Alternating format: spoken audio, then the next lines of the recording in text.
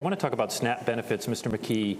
As you well know, these federal dollars for food assistance are they're in turmoil. Rhode Island is facing potentially a $50 million penalty because President Trump's big, beautiful bill requires states to get it right in distributing benefits. And just yesterday, DHS told Target 12 that Rhode Island's current annual error rate is above 14%. That is way above the 6% threshold the feds require.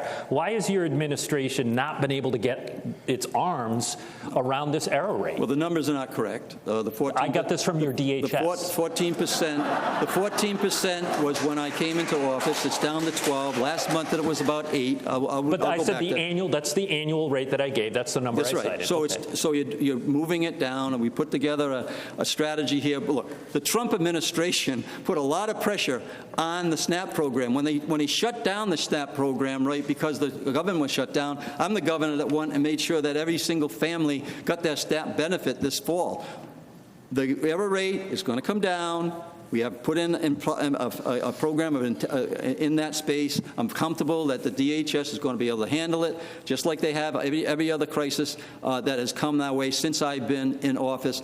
You know, the UHIP didn't work very well for the previous administration. I haven't had one of those, and I'm not going to have a situation where we're paying a penalty. We have good quality people, and for this, my opponent, to be attacking the people again tonight that are in place doing this job, I find that unforgivable. I stand by the people that work with me because of the work that we're getting done. And give me an example where we failed. Give me one example where we failed in DHS.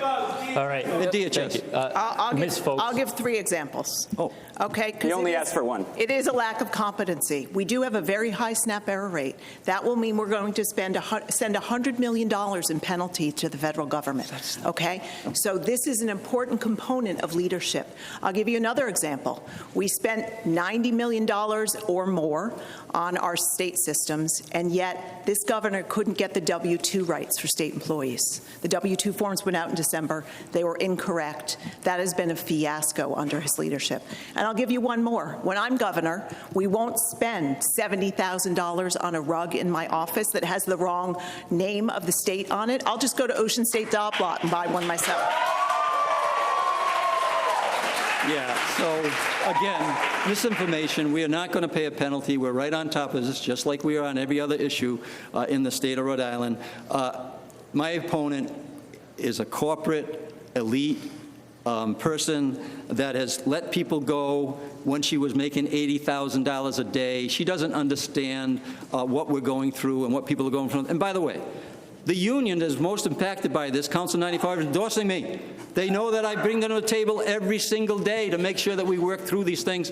We were doing payroll on a typewriter when I showed up. We were doing finances in a way that was archaic. Yes, we put a plan in. It had some bumps, but we're far better off having put this in place than we were before, and that's why Council 94 is supporting me completely. You know, can I answer? He keeps bringing up my corporate background. I started working at CVS in a cubicle right out of school. I had almost every job you could have over 25 years. I had my 4 children while I was there. I got cancer while I was there. I had good bosses. I had bad bosses. I learned a lot about leadership, and I learned to go to the front line and listen. I also have the support of an incredible number of unions, including the SEIU, who represent the janitors and the social workers in the state. I've got 19 Democratic town committees endorsing me. This is the first time in the history of the state Democratic Party that the state party did not endorse the sitting Democratic governor. The AFL-CIO decided not to endorse the sitting Democratic governor. I think that says a lot about his leadership. Okay. It doesn't say much.